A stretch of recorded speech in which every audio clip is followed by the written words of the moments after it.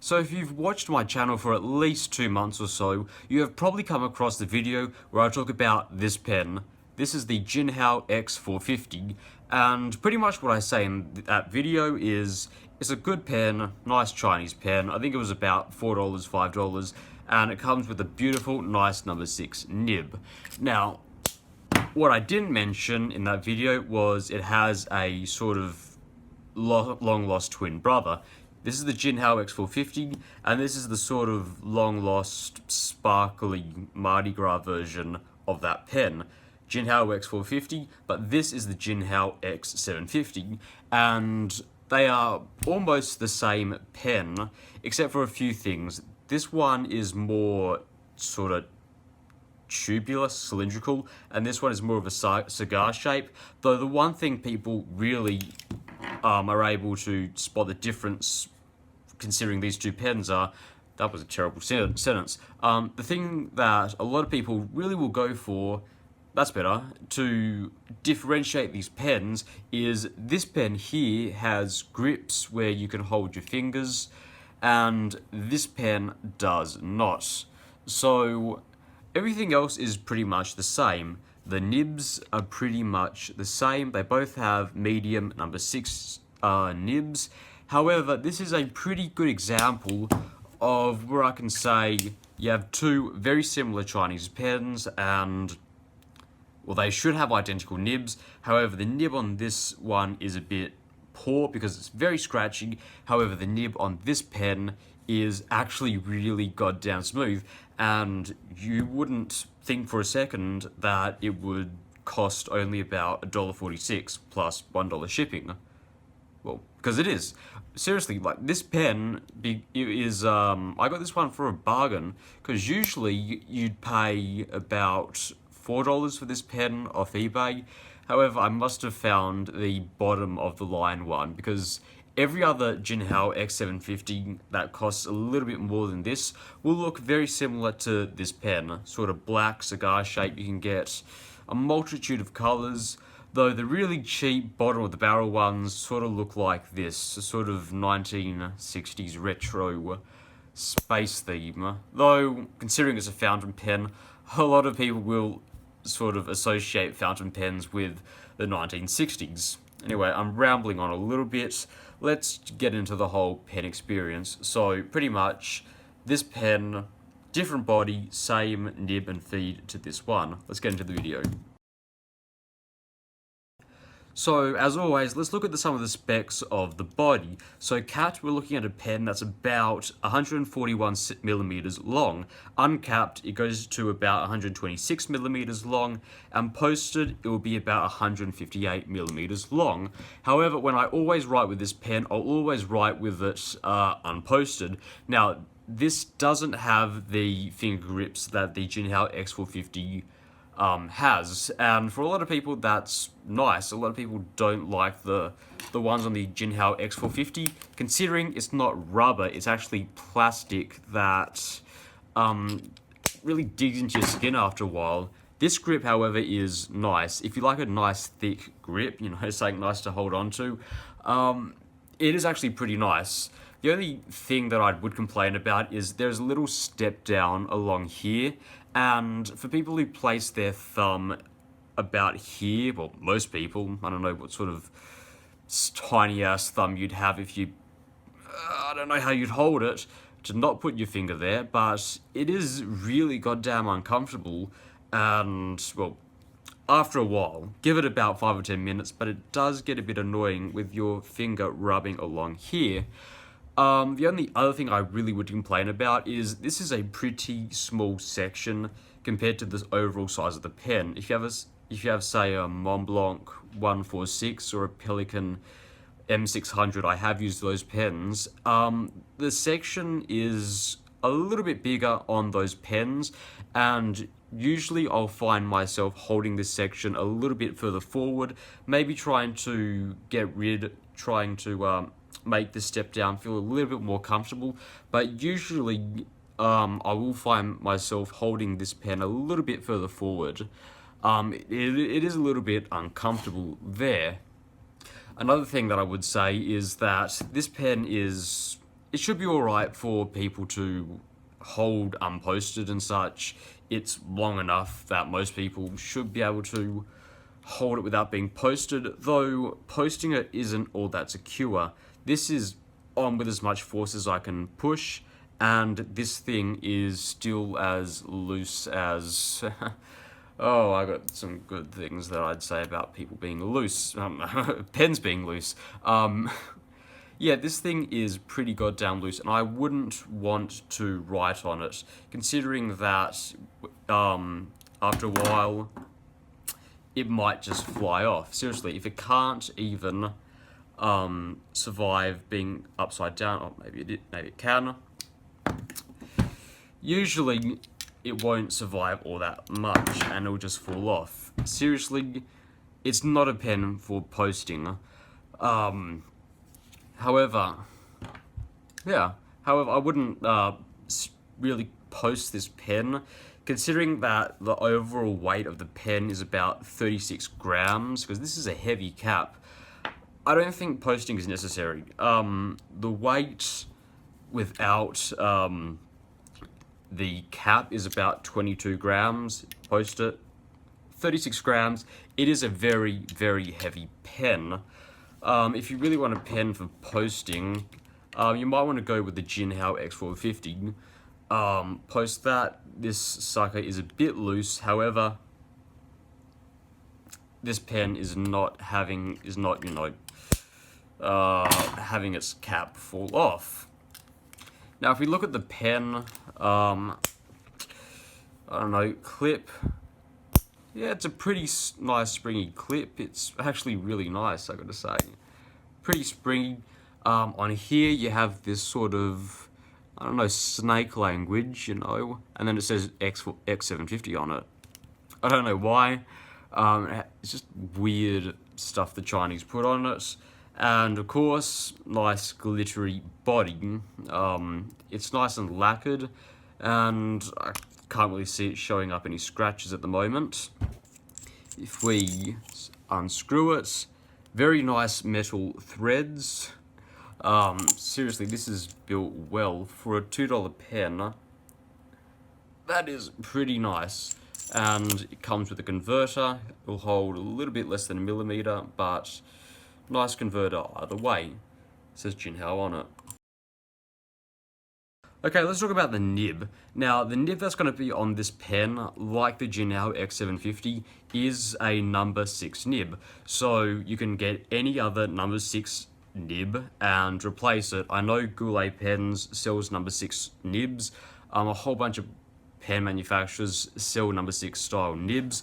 And it's also compatible with the Zebra G nib, and I have a Zebra G nib here with me, which I'm probably going to install on this pen. So it's really nice if you're really unhappy with the nib that you have, or you just want a different style or even different size, because this only comes in a medium nib as far as I'm aware. If you want a broad or a fine, or just want to go get it grinded, you can take the nib out, go get it grinded, or get another nib that's been grinded or a different size and just shove that nib in. It's really good, and that's something that I'm really going to consider with this pen, because this one is just not good at all. It's really goddamn scratchy. But for a Chinese pen, especially one that's mass-produced like this one, this is actually a pretty soft nib. I gotta say, my experience with Jinhao's has not been particularly amazing. The Jinhao 599 was very scratchy. The Jinhao X450, scratchy. And I've also had a Jinhao 601, and that was somewhat scratchy. So considering that this is probably one of the few, if not the only Jinhao pen that I have that's decent, I'm pretty happy with the way that it turns out. It's smooth, though I don't believe it has baby's bottom. It's got the same filler system that the Jinhao X450 has, which means that this pen is wet. It's very, very goddamn wet. So if you're using lower quality paper, you might want to take it into account that you're probably going to get a lot of bleed through with this pen, though, like me, using Rhodia or Clairefontaine, that shouldn't be an issue. However, you are going to use quite a lot of ink, and this will only last you a couple days, maybe even less, depending how much that you use it, though it is a very, very wet pen. Anything else? Yeah, number 6 style nibs. For those of you who don't know, they're nice and big. If you look at, say, the standard Pilot nib, look at that, that is a lot bigger. This is the Pilot nib, this is the Jinhao nib, or number 6 nib. A lot of standard nibs that you're going to get are a lot smaller. Say we have the Platinum Preppy nib. That is a lot, that is a absolute giant compared to that. And you want to compare it to maybe a number 9 size nib, that towers this, but that's something for another video. So that's probably all I have about the nib. Let's get into a writing sample. Alright, so here we have the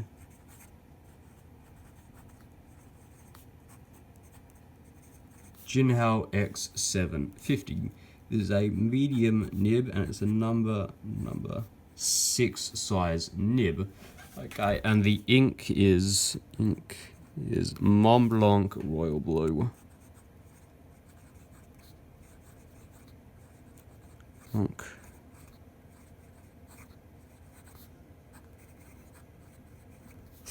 Okay, let's get into the writing sample, as always.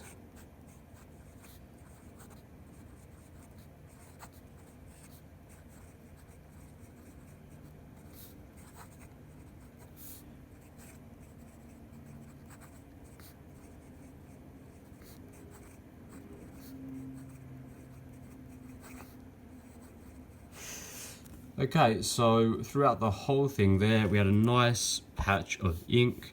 When I pressed down on the tines to get a little bit more line variation here, we got a little bit more ink, which is something that I'm looking for. It's handling it pretty well. So just fast writing.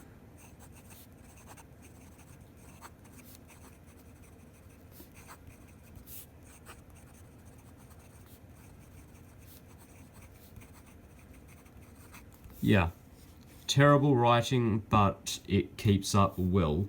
Even ink the whole way through, it handled it pretty well. So if I look at wetness just for a second, it's just how even the ink flow is and such. Yeah, it lays down a nice patch of ink, and it's pretty wet. If I lay down one a little bit more closer to each other, yeah, it's pretty wet indeed. I don't think you're going to have any problems writing fast with this pen. In terms of line variation, that is no pressure, and just building up. You're going to press a little bit hard, and that's probably your limit that I want to push it to.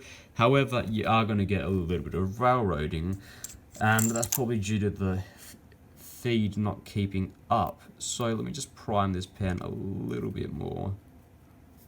There you go. So, yeah, primed as hell. And now if I press down, yeah, that pretty much eliminates all the railroading that you have. If I do, you're going to get pretty much no natural line variation from the pen. And the last thing I'll do is reverse writing, which usually on Chinese pens is a lot smoother than, say, European for some reason. And held up very well. It's actually smooth. It's good. It's actually very good. Wow. Yeah. Okay, so that is the writing sample. It's actually pretty good compared to Jinhao X450. In fact, let me just give you a quick writing sample of Jinhao X750. It's incredibly smooth. And if we go to the Jinhao X750,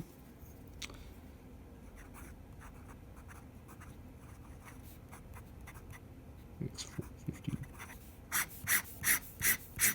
that is incredibly scratchy. It's not terrible, but that's not great. Compare it to the regular, a lot smoother. For reference, I don't think there's going to be any ink in it, but Jinhao 599. Yeah. This is a good Jinhao. This one. Not so good, this one. Okay, so what do I like about the pen? Well, I like it because, well, one, the price. It's $2.80 or $2.40, whatever I said. It's really goddamn cheap, no matter which way you look at it. And I always like these cheap pens because it really defeats the argument of getting into fountain pens and actually buying a fountain pen is something that's ridiculously stupid.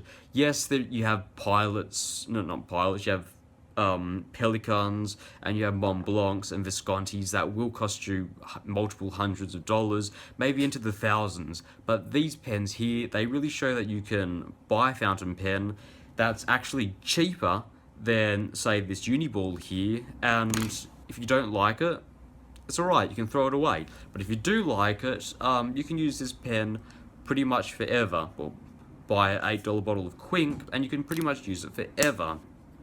I always like having cheap Chinese pens, and considering when one of them works well, like this pen, I think that's something pretty astounding, considering that it's $2.40, whatever I said. I think that's nice. You get a really nice writing experience for something that's cheaper than this. Other thing that I like is just the feel of it, you know, compared to the Jinhao X750, X450. Sorry, I was never a big fan of the X450 due to the grips and such. I just always thought that it was a bit uncomfortable. And the last thing I like about it is it has pretty good construction. Like, damn, that's at least 1.5 mils worth of stainless steel there. So I'm pretty sure that this pen can take quite a beating and not break. Also, with the Jinhao X450, both of them, number 6 size nibs. I like big nibs, and I cannot lie. Yeah. Okay, what do I dislike about the pen? For one, just this cap wobble. Yeah, another thing, this cap wobble here, it's pretty annoying that I can't post it. And, well, as I said, I don't post the pens, but if you do happen to post pens all the time and are writing, I don't know who writes like this, but eventually the cap, it's gonna fall off. What else? Yeah, it's stupidly wet. Well, some people like that, some people don't like that, but it really just tears through ink. I didn't fill this up long ago, but it's just torn through all of it. And last thing that I don't like about it is just the possibility of it being a bit crap, in the sense that there's very little, if any, quality control in these pens. As I said, this pen has the same nib as this pen. However, this pen was terrible, and this pen was bad. This pen was about $4, and I really don't like it, and unless I spend more money to upgrade the nib, it's just going to stay unused for a long time. In fact, I don't use this pen anymore. When I get the zebra nib, I might swap this nib to this one here, but I really hate how there's just almost zero quality control. However, considering the price, you can probably understand it.